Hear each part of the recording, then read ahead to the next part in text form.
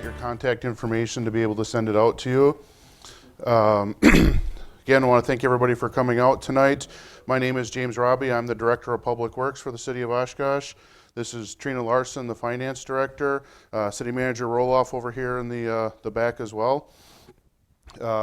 So we're going to give you a brief presentation.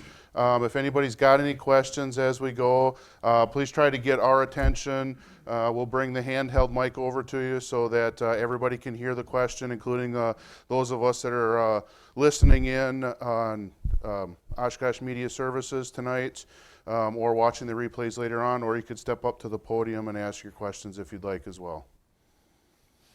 So with that, I think we'll get started.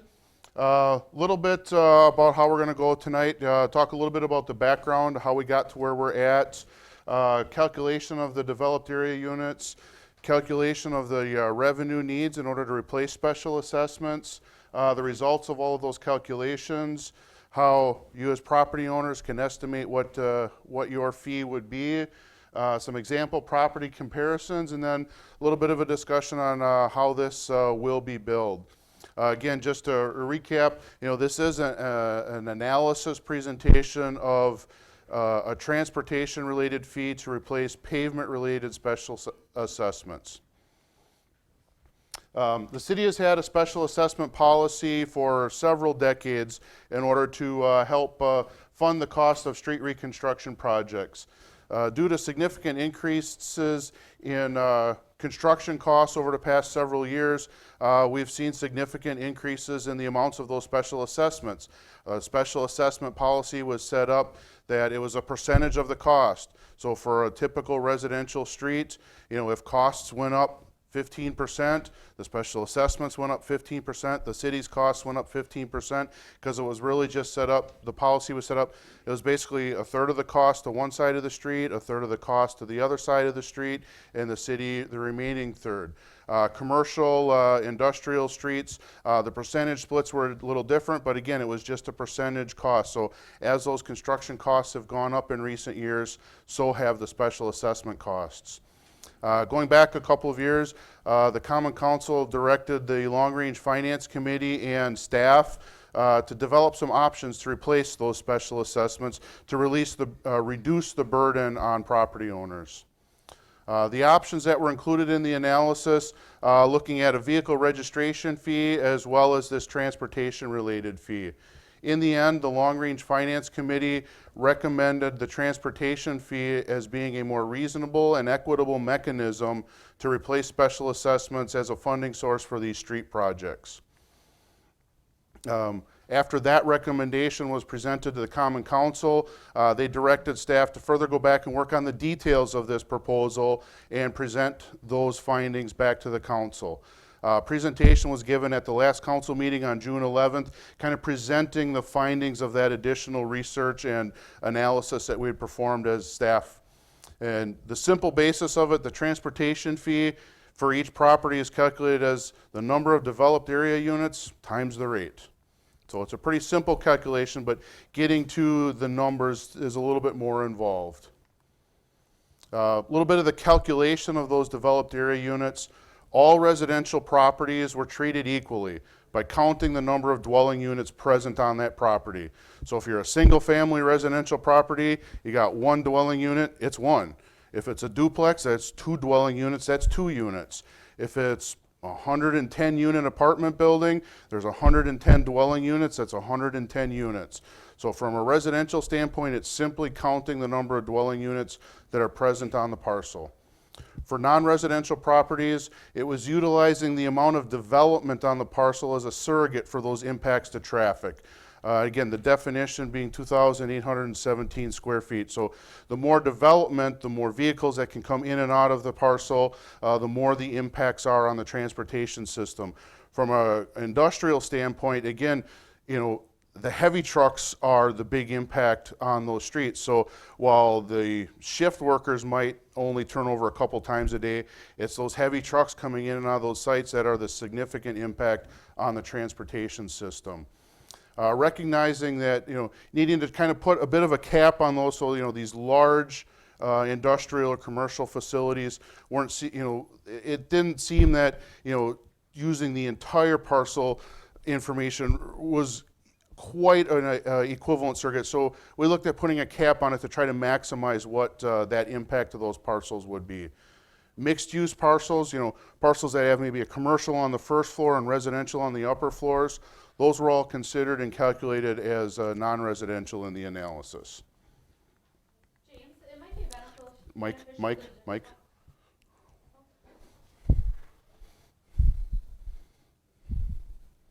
be beneficial to talk about the opportunity in street reconstruction, and that when we are completing street reconstruction, it's okay, James. They can't hear you on TV. That there are different design standards, which that is partially into some of our model and our modeling. And so we do have different design standards for a residential construction versus a industrial or commercial street, and the difference in cost in constructing those. Right. In order to combat kind of the additional wear and tear that the heavy traffic places on the street infrastructure, commercial and industrial streets are typically designed with a thicker pavement section and a heavier base course section. So there's more gravel underneath the concrete and there's more concrete in the street. So in order to combat the extra wear and tear that the heavier vehicles put on the street system, a heavier designed street is constructed. Thank you. Anything else you want to? Feel free to jump in anytime. So a little bit of the breakdown on, the statistical analysis that we did, kind of taking, the approach that we just talked about and calculating the number of developed area units and looking at the breakdown as far as by zoning classification. So just under 50% of the developed units are coming from residential properties. Then about just under 40% from businesses, commercial and industrial properties. The remaining about 15% are institutionally zoned properties. Those are tax exempt properties that are subject to special assessments. For example, city-owned properties, Winnebago County-owned properties, state-owned properties, and any of the various nonprofit agencies also fall under the institutional zoning. So about 15% of our developed area units are coming from entities that don't pay property tax but do have an impact on the street system. So that's why we felt it was very important to make sure and still capture that impact on the transportation system in a manner that, similar to the way the special assessment policy did capture that as well. A little bit of a calculation on the revenue needs needed to replace those pavement-related special assessments. We looked at using the past 3 years worth of pavement-related special assessments to calculate an average. Going back any further than that, as we mentioned, construction costs have been going up very significantly. So going back any further was going to be using construction cost data that really isn't relevant anymore. And without trying to factor in a construction cost indice to try to bring that up, we stuck with just a 3-year average, just because that's a fairly representative amount of what we've been doing for work in the past few years. And cost-wise, it was able to capture a fairly reasonable representation. We then looked at those special assessment amounts and averaged them by category. So, for example, the concrete paving street reconstruction program, the asphalt paving program, driveway aprons, new sidewalks, and sidewalk rehabilitation. Now, sidewalk rehabilitation might be one that maybe doesn't, people don't know what that means. What that kind of refers to is we've got an annual program that goes through the city of Oshkosh on about a 10-year cycle and looks for public sidewalk squares that do not meet current Americans with Disabilities Act requirements, and then we have to get those replaced and brought up to current standards. So right now those costs are charged back to those adjacent property owners as well. So that's looking at trying to roll those costs in to try and alleviate, that's a big number of properties impacted every year. On average, between 2,500 and 3,000 properties are impacted by that sidewalk rehab project on an annual basis, as compared to maybe about 100 to 125 on a street reconstruction program for a year. So it impacts a significant number of parcels within the city. Looking at those average costs over the past 3 years, we can see, kind of the breakdown by category. About 1.75 million on concrete paving, another 400,000 on asphalt, 250,000 on driveways, and about 850,000 between the two sidewalk categories. And that, again, like I said, that was just averaging the last 3 years worth of special assessment costs. Rolling that revenue amount by the calculated number of developed area units, we come up with a rate, and calculated by category, totals up to a $4.50 per developed area unit per month rate.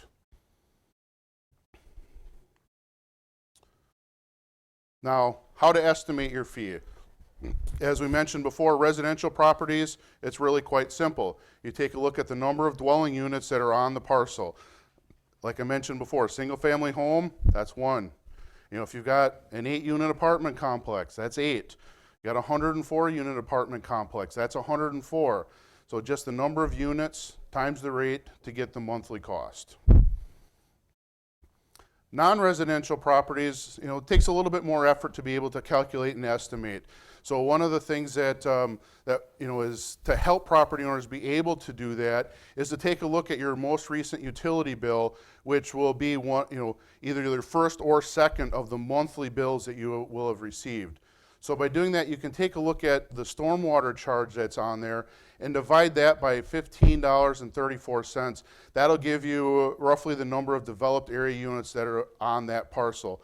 So in this particular example, we see a stormwater charge of $297.10 divided by the 1534 tells you there's about 19.36 developed units on this particular parcel. Again, taking another look at it, some properties have done things to be able to mitigate the impact of stormwater discharge from their property on the system, so they've applied for and received a credit. You don't use that stormwater credit when trying to calculate your total developed area. So in this particular example, you'd be using the 4,634 divided by the 1534. There's about 302 developed area units. But remember, non-residential, we put a cap of 100, so for this particular parcel, they would be at the cap of 100. So again, taking a look at some of those example commercial industrial properties, you've got a small commercial, about 2.5 units, times the $4.50 rate, it's about $11 a month. A little bit medium, larger size, about 19 units like we had looked at in the example, and that's about $87 a month. That 302 that we just calculated on the last slide, well, that's the 100-unit cap apply, so that's the $450 a month. How this will be billed, with the changeover to the monthly utility billing, it's a good mechanism that's already in place with the city to be able to incorporate the monthly billing of this fee right with the monthly utility billing.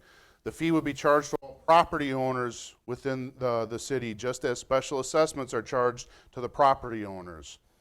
The fee would replace all future pavement-related construction special assessment costs. That includes streets, driveway aprons, sidewalks.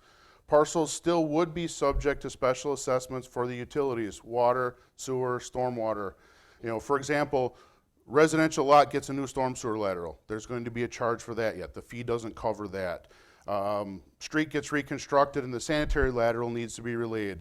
There's still a charge for that. So it doesn't get rid of everything, but it gets rid of the significant portion related to the pavement costs. A few example properties to kind of get a feel and comparison. So we got a couple of single family residential lots as a comparison. A lot with a little over 50 feet of frontage on one of this year's construction projects. Their annual fee would be $54. Their estimated savings on special assessments, just over $8,000. So in this particular case, I believe their estimate was about $11,200 after if the fee were in place, it'd be a little over $3,000, so that's a saving of about $8,100 for that property. A little bit larger residential lot, about 85 feet, that resulted in a savings of almost $10,000 for that particular property owner. And again,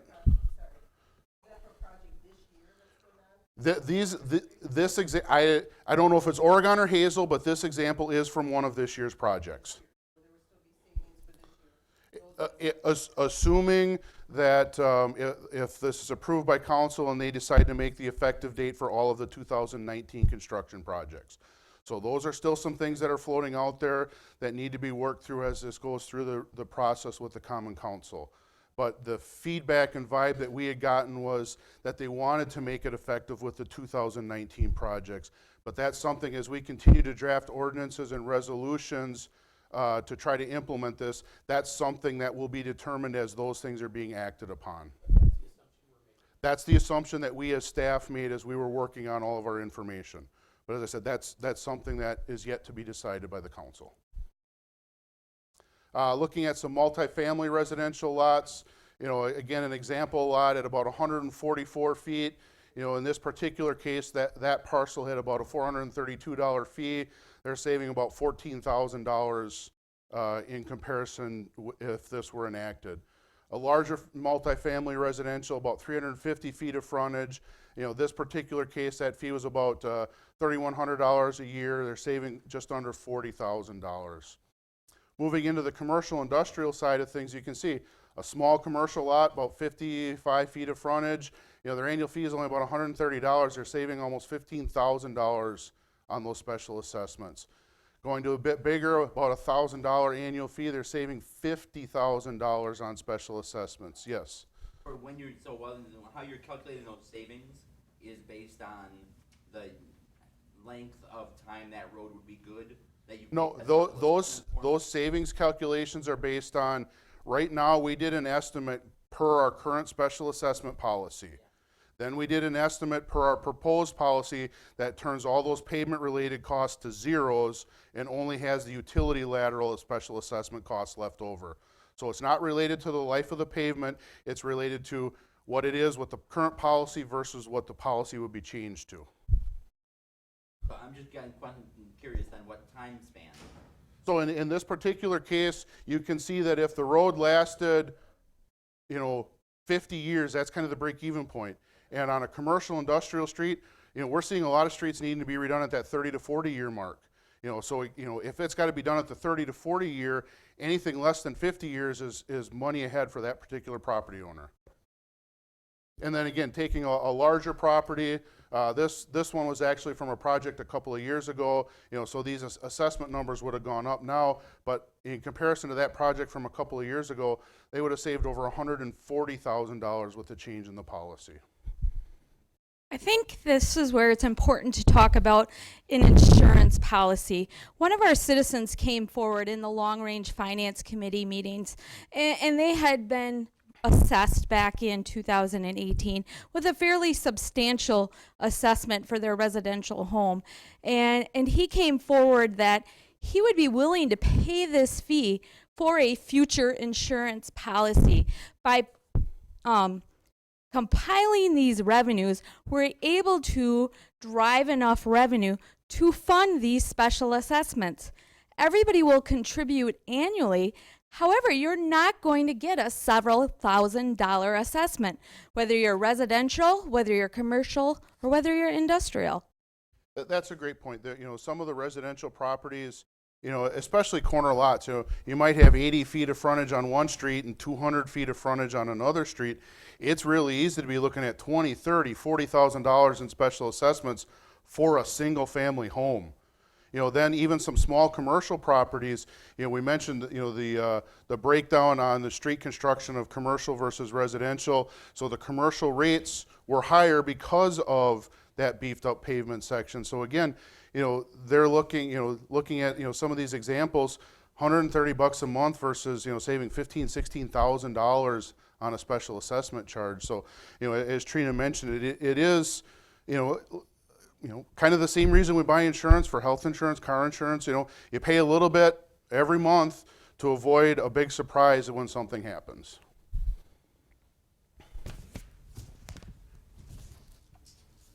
I think, that was, a little bit of, what we've covered. We talked about how we got to where we're at, how the calculation process went, how that all combined together, and a little bit about how each property owner can work to estimate their individual fees.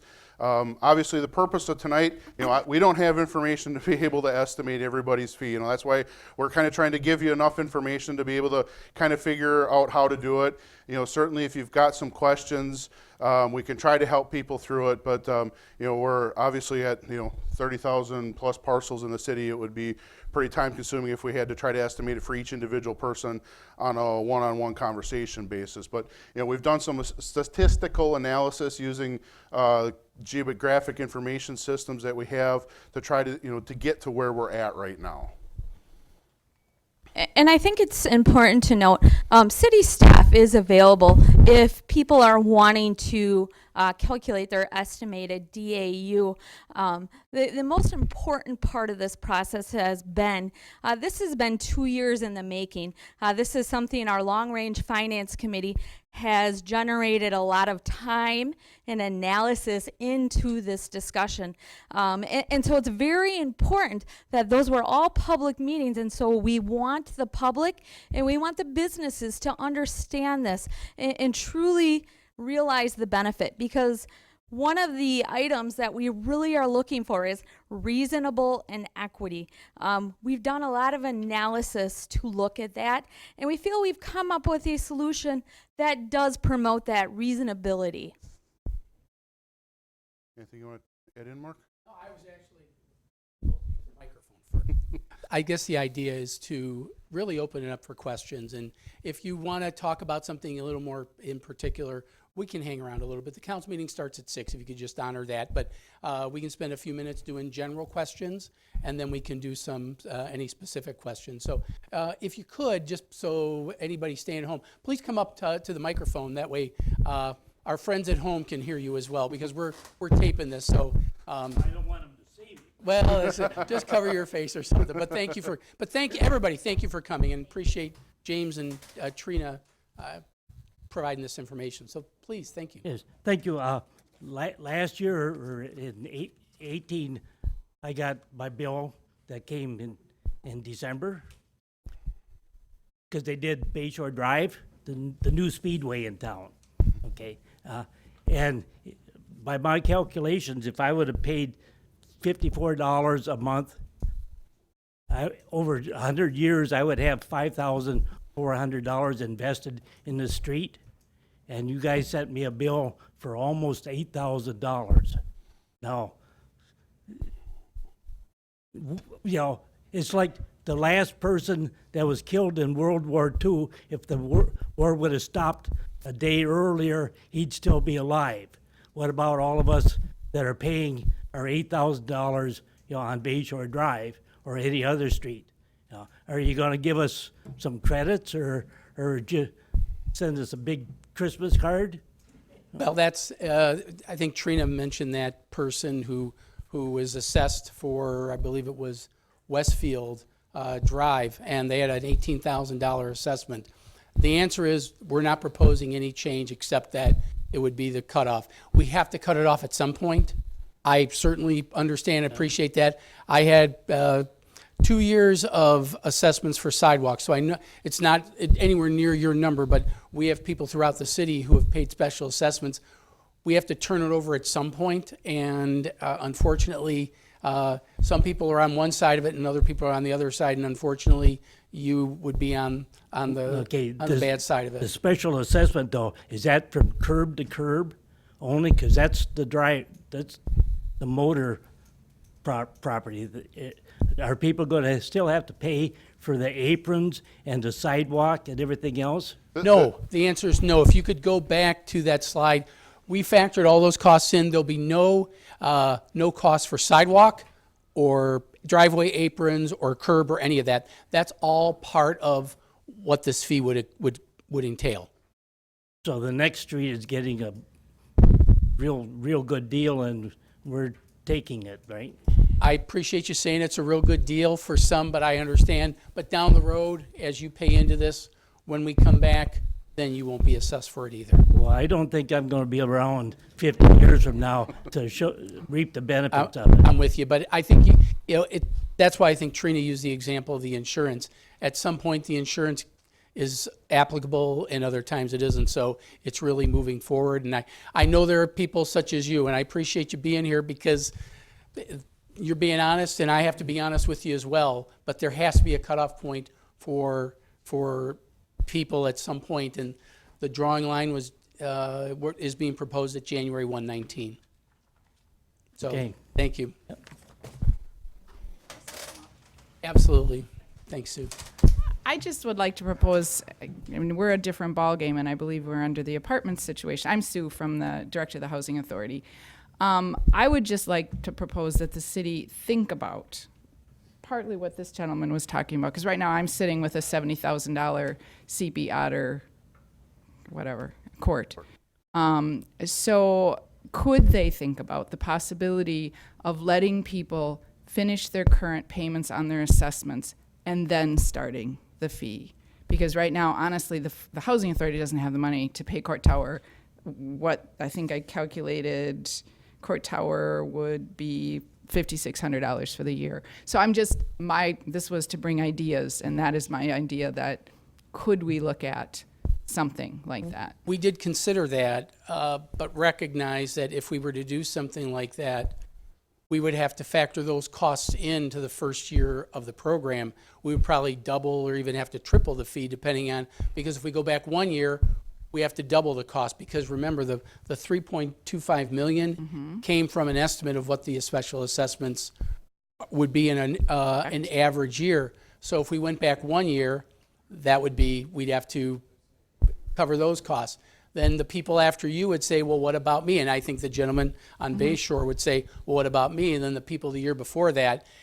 If we have to cut it at some point. Otherwise, if we don't, we have to raise the fee so high that instead of $4.50, it's $9 or $13.50 or $18, and then it becomes onerous. And that's I recognize the winners and losers, but the communities that have been doing this, communities that have used wheel tax or vehicle registration fee as an option, they also cut it off because they recognize they got to start new at some point. So And if you that's have a brand new road that I think you commented about before could be 50 years before you have to replace it again, kind of thing. yes, Correct. yeah, that's So people are going. So my road's brand new, and I'm gonna have to continue to pay the monthly assessment or the assessment along with the new fee for a road that could last 50 years. Okay. the example we use with insurance. It's just a struggle. To, You go ask that. an insurance person, they'll say, boy, people's coverage really picks up after they get into an accident. And it's just, but you have an option on insurance on what coverage you have. I mean, you have the basic and you have the minimum by law. But for somebody that's already paying, I mean, I understand, and I'm not trying to be difficult, but it's going to be a huge burden on the Housing Authority, and not sure how it's going to happen. So, and for other people, I mean, for other citizens, like you said, that have corner lots that are now, paying on that assessment. I think it's a great idea. Don't get me wrong. I truly think it's a great idea. But for those of us who, within the last couple of years, I mean, I'm still paying on Main Street. Well, every one of the Housing Authority's big properties are done. They're all done. So that's just disconcerting, and that's taxpayer dollars. I mean, we're also doubling taxpayer dollars for what we do. So anyway, you, I won't Sue. take any more time. Anybody else? You can get in line, don't worry. It's whoever races to the front. Bernie won the race there, so hi, Bernie. Hey, I'm Bernie Pitts. I am opposed to this. I have paid for every street ahead of the properties I own. Now, for instance, Wisconsin Avenue was a state highway, which was supposed to be paid for by the state of Wisconsin 100%. The city of Oshkosh agreed to pay 25% of the cost, which there was supposed to be parking on it, which there never has been. So when the city agreed for that 25%, we still paid 1/3 of the pavement cost. So the city didn't pay anything ahead of our property. We paid 1/3 of the cost, even though the city was supposed to pay 25%. We should have been only paying 1/3 of the 25%. But the city used that money to do their project down where the Deltox was and the Radford property. The city also gets paid every year per lane mile $9,678 to maintain that street. And that's for the center lane.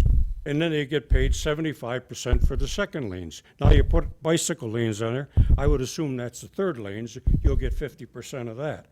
Now you come along after we paid for all these streets and asked us to kick in to pay somebody else's assessments. Now, I can tell you how you can do this a different way. My suggestion is, you seem to be able to put the infrastructure in for all the TIFs. Why not, when you do a street, TIF the whole street and use that money to pay for the streets? That would be fair and equitable because you're putting the infrastructure in for all these new buildings that are going up. You're giving them the land for almost nothing and then pay for the infrastructure, and the rest of us pay a full bore. This is totally unacceptable, and I will oppose it to the death dynamite bed. Thank you, Bertie.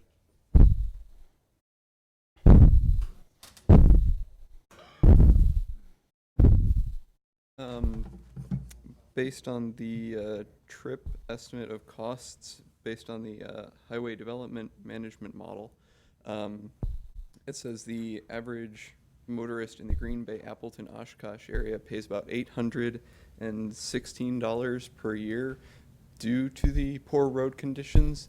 Have you guys taken into account the cost to motorists of these instead of the cost to development or the cost to replace and build these as an alternative to figuring out that rate? If you could maybe explain that a little more, I'm not sure I understand your question. There's a research group out of Washington, D.C. that evaluates cost to motorists based on poor road conditions. And Yeah. they did an assessment of Wisconsin, I believe it was in 2017, Sure. which came out to $816, which is above the Wisconsin average for the Green Bay, Appleton, Oshkosh area, at $816 per motorist per Yeah. vehicle is a cost to the vehicles, or the cost to vehicle ownership for these city street development costs considered in comparison to just the cost to construct or maintain So you're them. asking to charge, why we don't charge that to vehicles, or, I want to make No. sure I understand. I understand the fact that you point out in terms of the 800. James and I have read plenty of those issues in terms of the cost of not maintaining roads, but I'm not catching the last part of it, and I apologize. I know this is your first time presenting and everything, so but I understand the cost of basically not maintaining roads. Yeah. So I'm not sure of the second half of your question. So if you could just, I understand the $817 Yep. part. In your presentation, you said that you got the rate from breaking down the cost to build and maintain these roads as, where we got this $450 per development unit. Okay. Was a Go back to the slide. cost to motorists to 450. the vehicle ownership costs for vehicle repairs or extra congestion, taking more time, more gas. Was that considered as contributing to this rate? And that, maybe not necessarily just development and repair, but also further growth and change to the roads, not just cost to build and replace. I understand your point. It's a little bit of apples and oranges, but I hope I can answer your question, but I'll try to do it this way. James mentioned earlier, when we do a road project in residential areas, I'm talking about, essentially we assess for one side of the road a third, the other side of the road a third, and for the middle part, the city assumes those costs. In reality, the city assumes about 40% because corner lot credits and intersections and other things that we just assume over the course of it. But in theory, it's supposed to be a third, third, third. So the cost that we're trying to replace is the cost for the third on either side of the road. So that's where the cost came from. What you're referring to is the cost of you and me having to get tires and axles and all that replaced. So the more we do to improve roads is hopefully that cost for you goes down, because the costs that you cited are legit. That's what we all pay when we don't have well-maintained roads. So our challenge is, how do we keep roads maintained? Some cities have used special assessments, and as James pointed out, there's a tide that's turning against special assessments. A few years ago in Appleton, and I'm not asking the people on Hazel Street to do this, but there was a city street in Appleton that each resident put up their special assessment on the road so people could see, and it was $7,000, $8,000. And that's really what kind of turned the table there. There was a similar situation in Green Bay where a property kind of on the outskirts of town, it was about a $40,000 assessment for one single property. We're not using those extreme examples, but the gentleman who came with a $20,000 assessment, that person got assessed $20,000. That's what we're trying to avoid with this. So I don't know if I answered your question, but your cost, your $800 cost to you and everybody else in this room is absolutely correct, and I can't argue with that. So, but I'd be happy to chat with you afterwards, so we can And one thing talk I'd like about to that. point out, Mark, this is reconstruction costs, not, maintenance costs that are done by our streets division staff on a daily basis. This is cost, actual construction costs. We're going out there and, putting a new asphalt street down. We're putting a new concrete street down. We're doing the sidewalk rehab. It's not daily maintenance. That's not what this is for. Right, we spend several $1 million. We spend more than what the state gives us just maintaining, putting potholes and cleaning snow away and things like that. So that assumes more than what we get from the state to maintain our roads. Ma'am, you had a question? Yes. Just step up to the mic, please. I don't really have a question. I just want to state in support of what you're trying to do. I understand the people's pain because if you've just paid to have your road done, this will be the second time with each road. We already paid to have our road done in 1990, and then we paid again in 1995, and we're on Oregon Street. So our road, Oregon Street, is being used and abused by everyone except the people who live on Oregon Street. Our side street is still in beautiful condition. But when you get the military vehicles and the semis and the delivery trucks and just people going back and forth who work out on the south side, we're one of these, when you mentioned the $11,200, that's what our assessment, estimated assessment is. This time around. Right. And, we just retired. You don't expect, the insurance analogy is perfect. You don't expect all of a sudden $11,000 that you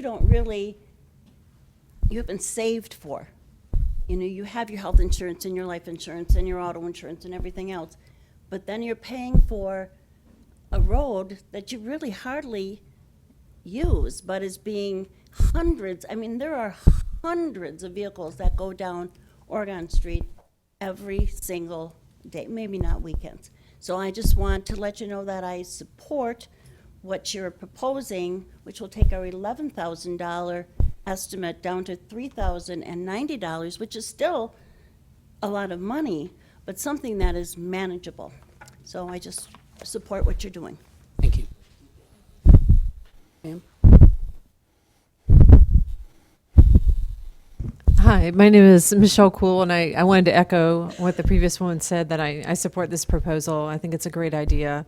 I grew up in the rural South, and it had many wonderful aspects to it, but it did not have a lot of sense of common good for a variety of reasons. Where I grew up, we didn't have sidewalks. The state in the 70s, I'll age myself a little, in the 70s when I started going to elementary school, they were just getting around to racially integrating the school. So I was bused in, sometimes threatened by the Klan, to a historically black school, which in the South meant historically underfunded.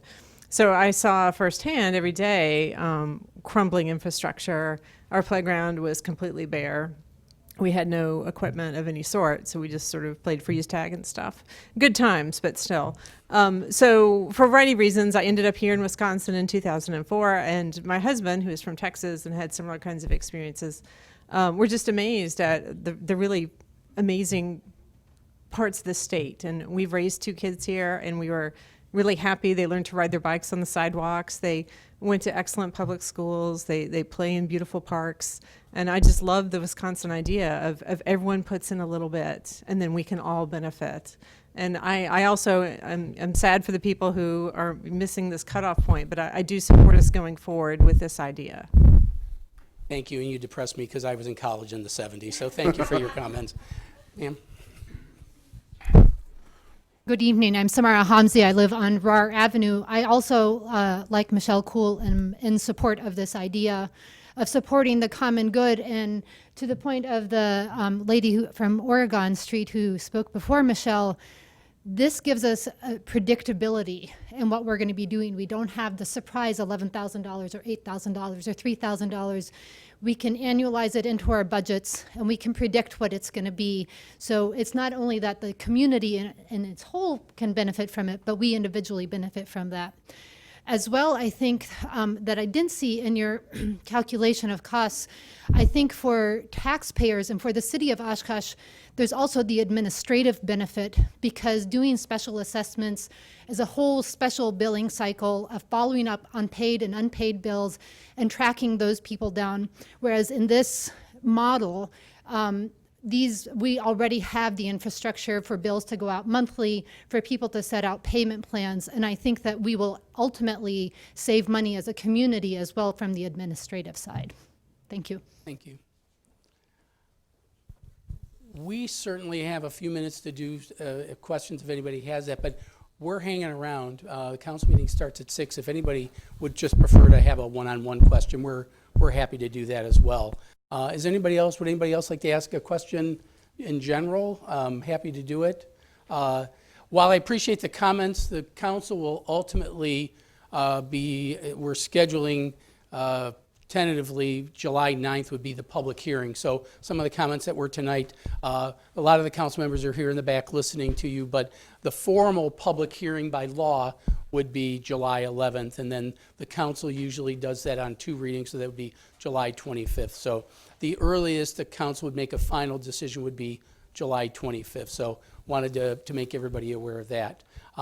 If you're coming in for the council meeting, you're still facing that way, so you're good in the back, or in the front, I guess. July 9th and 23rd. July 9th and 23rd. I'm sorry, I'm thinking wrong June. month. You're thinking I'm June thinking again. June. I'm still in June. July 9th, what James said, and July 23rd. I'm sorry. Thank you for clarifying, James. He's done that to me a few times already. I'm just still in June. So we can hang around for a few minutes and certainly answer questions. I want to thank everybody for coming, for being very civil and polite. It's always helpful and appreciated, because this is a controversial issue, and we understand that. So thank you, and we'll hang around for a few minutes. Thank you, everyone. The Oshkosh Common Council is currently in a break. For a schedule of all GovTV programming, visit our website at oshkoshmedia.org. This is GovTV, opening accessibility and understanding of local government, helping you to be